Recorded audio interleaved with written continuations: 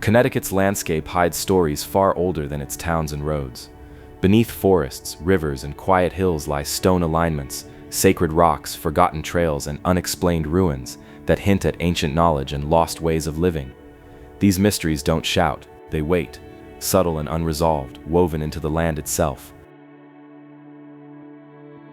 The Haddam stone alignments. The Haddam stone alignments don't announce themselves. There's no marker, no parking lot, no official trailhead telling you that something unusual waits in the woods. You find them the way most people do, by wandering slightly off a familiar path and noticing that the stones beneath your feet begin to behave strangely. They stop looking scattered. They begin to line up. At first, the effect is subtle. A few stones sit end to end, low to the ground, partially sunk into soil and leaf litter. Then the line keeps going. 20 feet, 30, sometimes longer. The stones are not stacked like a wall. They are placed, almost pressed into the earth, forming narrow rows that follow a deliberate direction. Once your eye catches the pattern, it's hard to unsee. The forest suddenly feels organized in a way nature alone rarely is. Haddam sits along a critical stretch of the Connecticut River, a corridor that has carried people for thousands of years. Long before roads or towns, this river was a moving highway. Indigenous groups traveled it seasonally, trading, fishing, and navigating between inland and coastal regions. The land around it was not wilderness in the modern sense. It was known, named, and used with intention.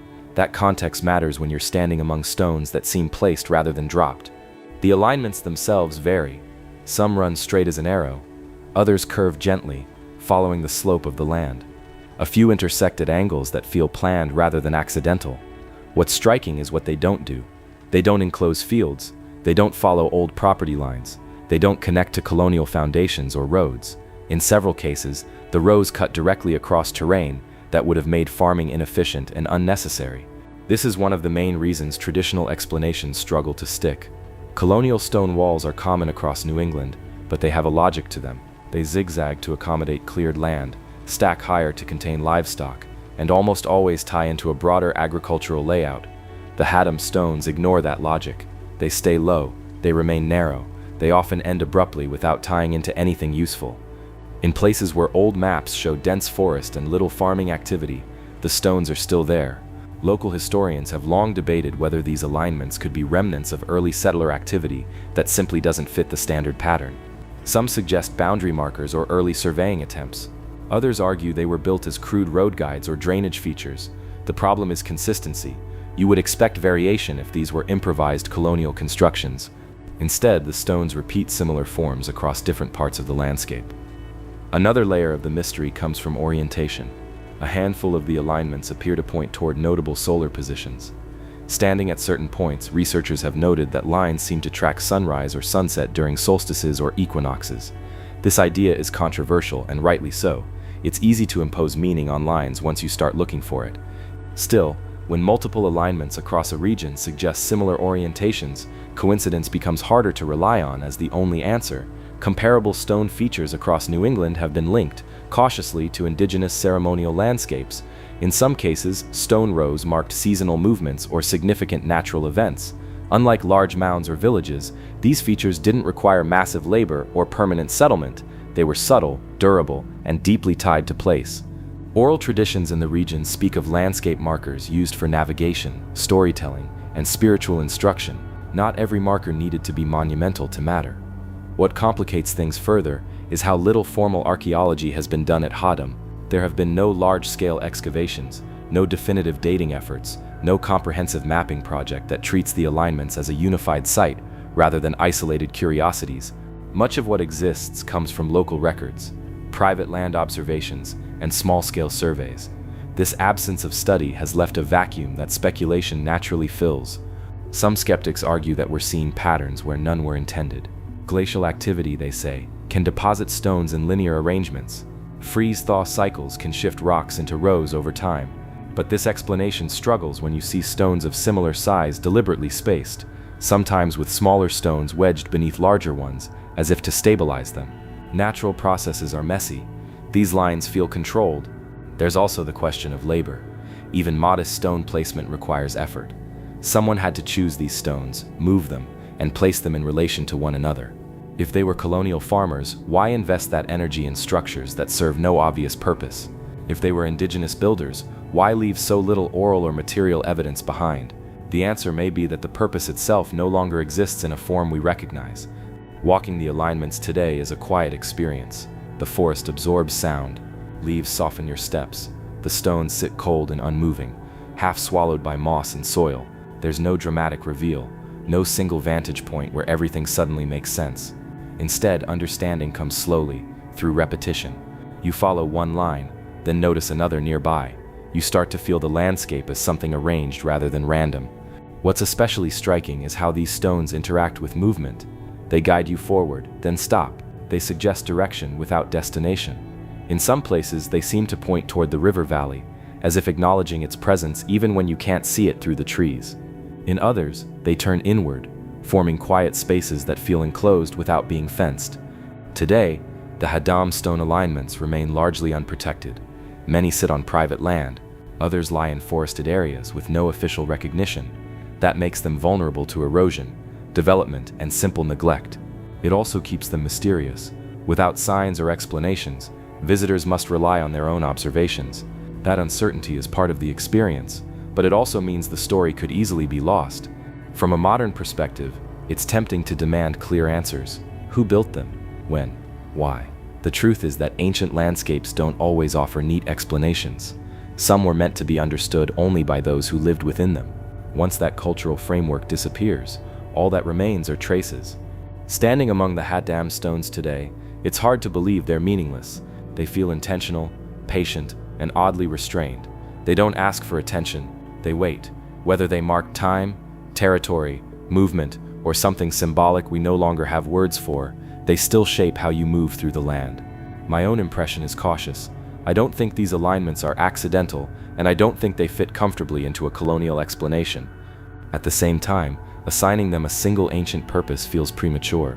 What seems most likely is that they were part of a broader landscape system, one that valued subtlety over permanence. Until someone takes the time to study them properly, the Haddam stone alignments will remain what they are now, quiet lines in the woods, carrying intention without explanation.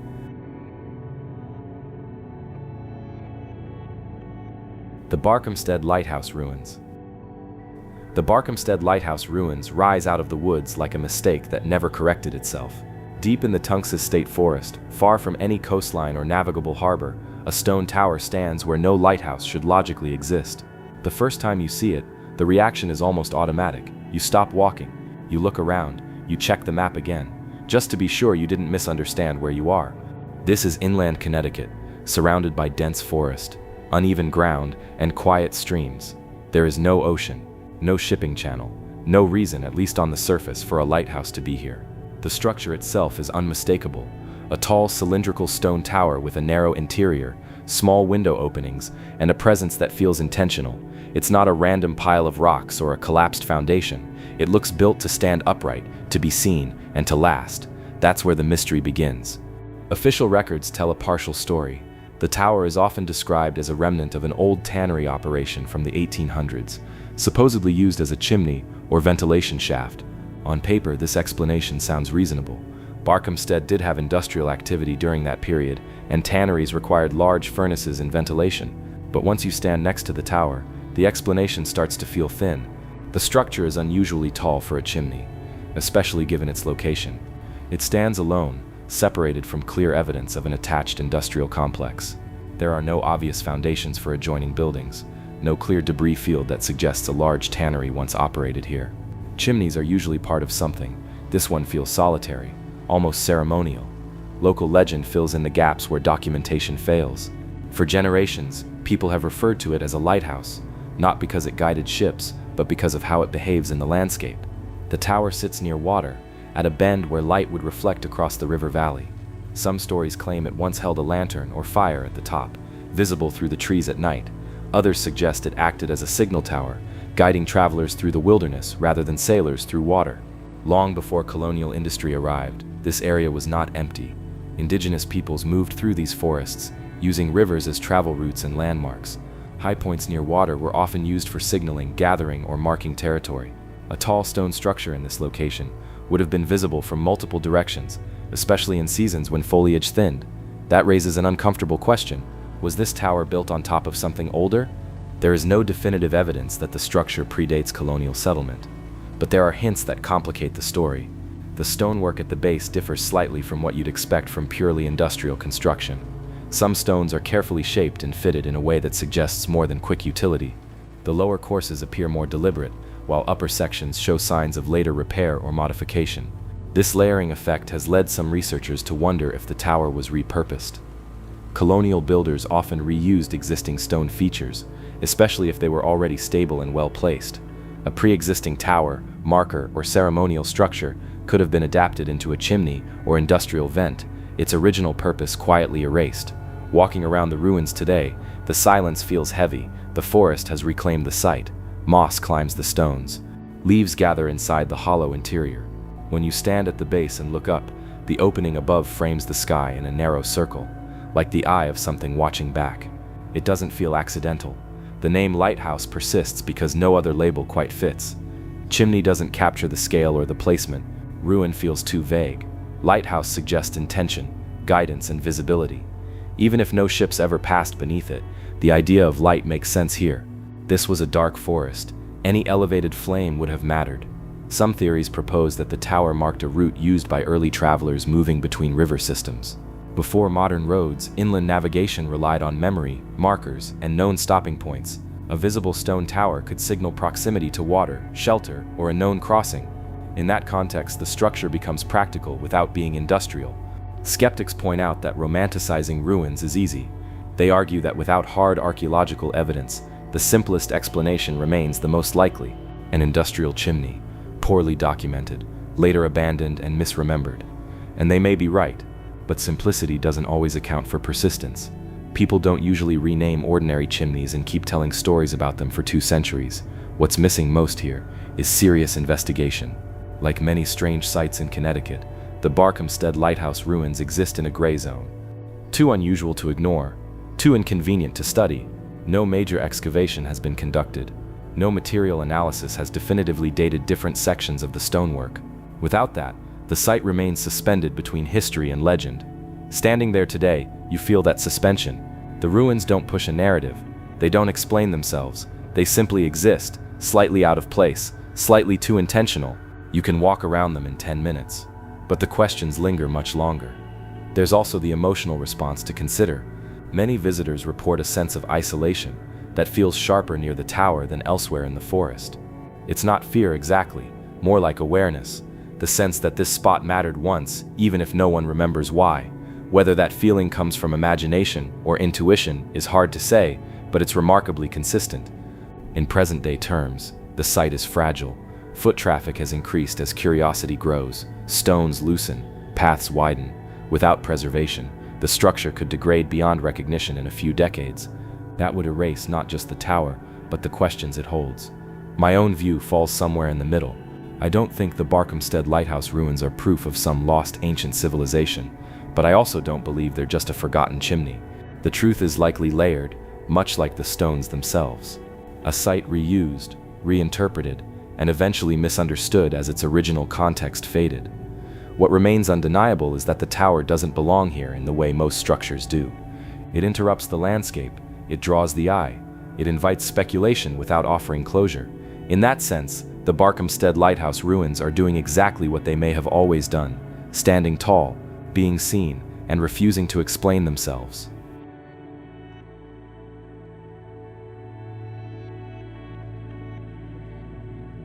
The Quinnipiac Ancient Trail and Trade Network. The land that is now Connecticut was never an empty backdrop waiting to be settled. Long before town names, borders, and paved roads, the Quinnipiac people moved through this region along a web of trails that shaped daily life. These were not random footpaths worn down by chance. They were intentional routes, refined over generations, forming what we now call the Quinnipiac Ancient Trail and Trade Network. What makes this network mysterious is not whether it existed, but how much knowledge, planning, and coordination it required, and how completely it faded from view once that knowledge was disrupted. The Quinnipiac homeland centered around the southern Connecticut coastline, particularly the area around present-day New Haven, stretching inland toward river valleys and higher ground. This position placed them at a natural crossroads between the coast and the interior. Saltwater bays, tidal rivers, forests, and fertile lowlands all met within a relatively compact area. Movement through this landscape was constant, and the trails reflected an intimate understanding of terrain. Unlike modern roads, Quinnipiac trails were shaped by necessity rather than efficiency. They followed ridgelines to avoid flooding in dense wetlands. They curved gently instead of cutting straight lines, responding to soil conditions, vegetation, and seasonal changes. These paths were designed to be reliable year-round, not fast. Over time, repeated use hardened them into established corridors that people trusted. Trade was one of the main reasons these trails existed. Coastal communities had access to shellfish, salt, and marine resources that inland groups valued. In return, inland communities offered furs, stone tools, pigments, and agricultural products. Archaeological finds across Connecticut support this exchange. Stone tools made from non-local materials appear in Quinnipiac territory, while shell beads and coastal items have been discovered far inland. These objects did not travel by accident. They moved because people moved. But trade was only part of the story. These trails also carried relationships. News traveled along them. Alliances were reinforced. Marriages connected communities across distance. Ceremonial gatherings depended on reliable routes that people knew would guide them safely. The network was social as much as physical, and its true complexity lay in how deeply it was embedded in daily life. One of the most fascinating aspects of the Quinnipiac trail system is how subtly it was marked. Oral traditions suggest that trails were identified not by obvious signs, but by knowledge passed down through teaching and experience. A certain bend in a stream, a distinctive rock formation, a change in tree growth. To someone trained in reading the land, these features acted like signposts. To outsiders, they meant nothing. Once that cultural knowledge was broken, the trails effectively vanished even though the land remained the same. Some researchers believe that certain stone features scattered across Connecticut may be linked to this network, not as destinations or monuments, but as reference points. A small stone alignment, a cairn, or a cleared space could confirm that a traveler was moving in the right direction. This idea does not require large-scale construction or permanent structures. It fits a system designed for people who already knew where they were going. Seasonality added another layer of complexity. The Quinnipiac did not use the same routes in the same way year-round. Coastal trails were favored during shellfish harvesting seasons. Inland routes became more important during hunting periods or agricultural cycles. River crossings changed with water levels. The network was flexible, adapting to climate, resources, and social needs. This fluidity makes it difficult to reconstruct using modern expectations of fixed infrastructure. European arrival disrupted this system rapidly. Settlers often relied on indigenous trails at first, using them as guides through unfamiliar terrain. Many early colonial roads were built directly on top of these paths. Over time, however, land was fenced, forests cleared, and property lines imposed.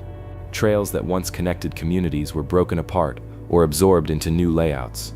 Within a few generations, the broader network was no longer visible as a unified system. What survived were fragments, place names that hint at older meanings, roads that curve in ways that make little sense from a colonial planning perspective, archaeological finds that appear out of place unless you consider long-distance movement. These fragments are easy to overlook unless you know what you're looking for. Walking through Connecticut today, you can still sense this older logic if you pay attention. A back road that follows a ridge rather than the valley below, a hiking trail that skirts wetlands instead of crossing them, a town center positioned where multiple routes naturally converge. These choices feel intuitive because they were tested long before modern surveying tools existed. There is also a cultural loss wrapped up in this mystery. The Quinnipiac Trail Network was not just about getting from one place to another. It was about belonging. Knowing the land meant knowing your place within a larger web of relationships. When that knowledge was disrupted through displacement and colonization, movement itself became fragmented. The land remained, but the stories that animated it were silenced. Modern archaeology struggles with systems like this because they leave light footprints.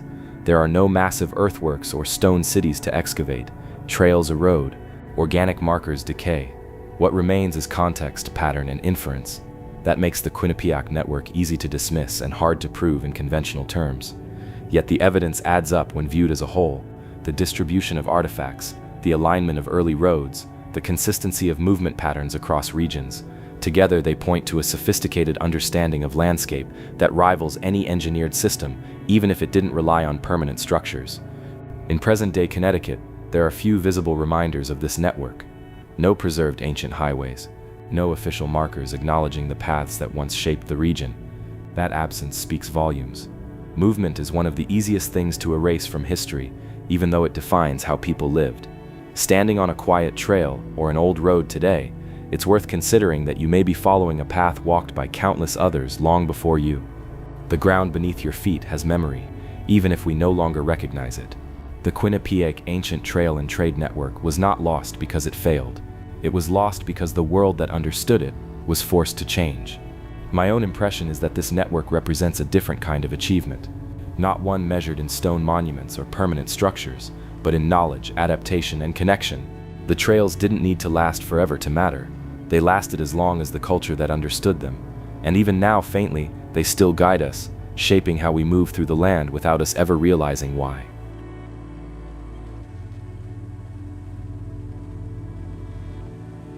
The Paugussett Sacred Rock Sites. The Paugussett Sacred Rock Sites are easy to pass without noticing, and that may be exactly why they've survived as long as they have. Scattered across western and southwestern Connecticut, often near rivers, cliffs, and old travel corridors, these rocks do not announce themselves as monuments. They sit quietly in the landscape, sometimes marked by carvings, sometimes shaped by placement alone, sometimes left entirely unaltered but clearly chosen. Their power comes not from size or spectacle, but from context. The Paugussett people lived along the lower Housatonic River and its surrounding valleys. This was a region defined by water, stone, and movement. Rivers were lifelines, cliffs offered visibility and protection, and stone outcrops became natural focal points. In Paugussett culture, the land itself was not inert. Certain places were understood to carry meaning, memory, and presence. Sacred rock sites were part of that understanding. Unlike large village sites or burial grounds, sacred rocks were often subtle. Some bear petroglyphs, others show wear patterns that suggest repeated human interaction. Many are positioned in ways that feel deliberate, overlooking river bends, marking crossings, or anchoring viewpoints that frame the landscape in a specific way. What connects them is not uniform appearance, but consistent intention. Petroglyphs attributed to the Paugussett and neighboring Algonquian-speaking peoples are among the clearest evidence we have. These carvings are usually simple but precise. Human figures, animal forms, geometric patterns, and abstract symbols appear on smoothed rock faces near water. They are not decorative in the modern sense.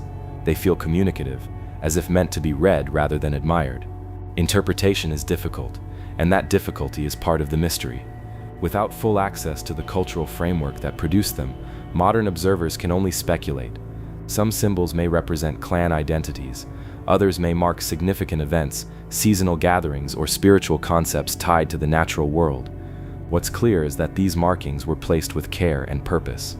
Not all sacred rock sites are carved.